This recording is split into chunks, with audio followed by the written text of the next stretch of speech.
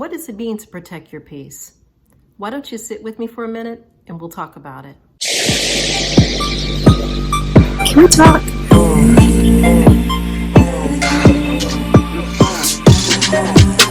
There's a trail behind my home.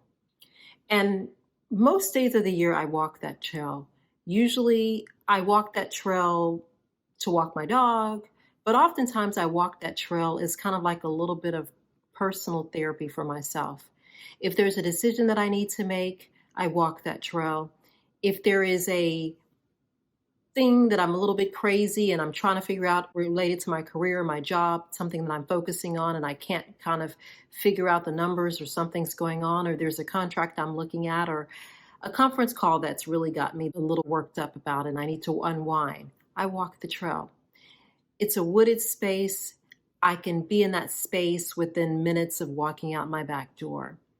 And it's a place more than anything else that I'm alone and I can breathe fresh air and just reflect and work out pretty much whatever I'm dealing with. You best believe I've worked out once I come out of that trail.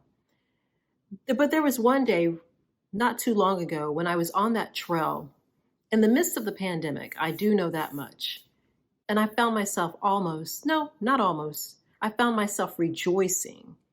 And I was crying, but I was crying tears of joy because I was so happy and content with where I was in life and where God had placed me in life. And I just thought back on everything that I've been through and gone through over the course of my life. And I've reached this place of contentment. And I wanted to do this episode because I just wanted to talk to you about 3 principles that have helped me. And I pray they can help you. So if you stick around for a moment, I won't take too much of your time. I just want to let you know the 3 things that helped me. Number 1 was writing it down. I think in the last 10 years, we always hear about the vision boards and visions, but I've taken to not just at the beginning of the year, but throughout the year, when there are goals or there are things that have been placed in my heart or things that I just need to pray about, I've started to write those things down for 2 reasons. 1, because it allows me to see where God has answered my prayers when I'm praying about things, but 2, to just let me see where I'm evolving and how my life is, what's happening in my life. It's almost like a litmus test for me. The book of Habakuk tells us to write it down and make it plain. Because there is something about writing something down that you can be going through an issue or going through a problem and it's in you and you're not really sure what it is. And I'm not talking about things that are clear cut, going through medical issues, things like that. I'm talking about things that are just giving you agita and you don't know why, where they're coming from. I've just found to write it down.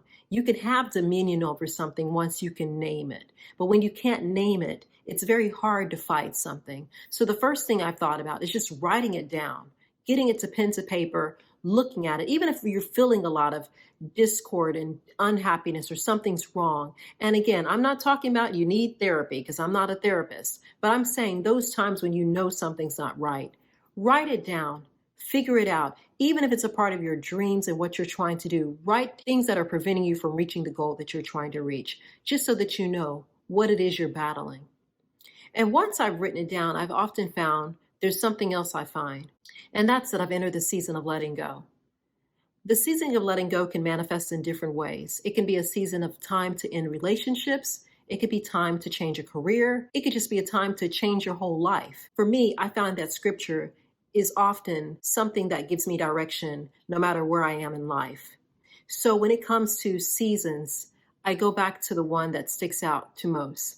And that's Ecclesiastes, starting in Ecclesiastes 1. There is a time for everything and a season for every activity under heaven. And if you go a little bit further in Ecclesiastes, you'll find the second half of 5 and 6 that I can also attach to. There is a time to scatter, a time to gather, a time to embrace, and a time to let go, a time to search, and a time to give up, a time to keep, and a time to throw away. There is a biblical principle about a season of your life and figuring out where you are. Are you in the season of renegotiating with folks? Or are you in the season of letting them go?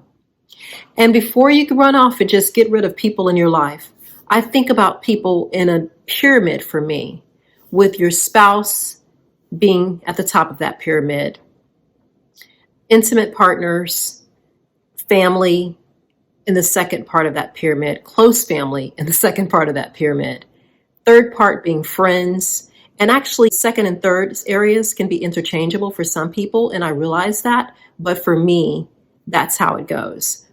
3 being friends, 4 being associates, and 5 being acquaintances. Oftentimes for me, it's easy with 4 and 5 because I find that those relationships are oftentimes situational. What do I mean by situational? You knew them from high school or college or career. There are people that I talk to every day at one point in my life that months, years has gone by since the last time I've spoken with them. Because those were people that we just had a commonality at a point in our lives. And when that point ended, those relationships ended. And the only time I've ever had trouble is when the point ended and I continued the relationship. Because the relationship should have ended back here, but I was trying to still hold on to that relationship. More times than not, those relationships ended poorly. Going back to the Bible again, in Genesis 13, there is a story of Abraham and Lot. Abraham and Lot, at a point, had to separate. But if you go back to Genesis 13, you'll find that it says God called Abraham and Lot went with him. The Bible never said that God called Abraham and Lot. It said God called Abraham and Lot went with him, meaning that some people are not ordained for your life. They can be in your life because you've allowed them in your life, but they were not ordained for your life. So oftentimes it's a matter of figuring out where that person belongs. And my life has worked both ways. There are times when I figured it out, and there are times when I didn't figure it out, and God figured it out for me because he closed the door. And something happened that we could not come back from, where I could forgive them, but I could never forget. And what I've learned from that in my life is it's important to know when something is ordained and when it's not. There is a pastor who I have always enjoyed listening to, T.D. Jakes. And he does this sermon, and I don't know the title of it, but I'm sure if you search on YouTube, The Gift of Goodbye, you'll find it. And he talks about the gift of goodbye. And he actually references in scripture, John 1 and 29. It says they went out from us because they were never with us. For if they belonged with us, they would have remained with us. But their going showed that none of them belonged with us. So it's important to remember that people who go from your life, when they leave, when it's the season of goodbye, it's important to know they're not ordained. They're not a part of your journey. Their season, their period, whatever they had to offer to your life, to your tapestry, has come to an end. And you need to embrace that and actually thank them for that. Because I think with everyone we know, there's something that we learn and we gain from that relationship. But you have to understand when it's the season of letting go. Toni Morrison talks about it. And I'm not going to lie, it's not as eloquent as I'd like to think, but it gets the point across. In the Song of Solomon, it basically says, if you want to fly, you have to give up the things that are weighing you down. So you have to ask yourself, in all things, in all relationships, is it helping me or is it hindering me? And if you don't know, which I'm confident oftentimes we do know, even if we don't want to face it, pray about it and see what God will speak to you about when it's time to let people go. And again, in my mind, it's not about just relationships, but it could be a career. It could be situational because we think we're in a place that we're supposed to be when we're not. In a prior video, I talk about how I traveled 1,000 miles because I was in the wrong place. Not the place where I thought I should be, but the place that I was meant to be. So letting go can take many forms, but when it's time, you have to do it if you want to reach that place of peace. And the third thing that I want to talk about is the principle of being a gatekeeper. Being a gatekeeper about what we allow in.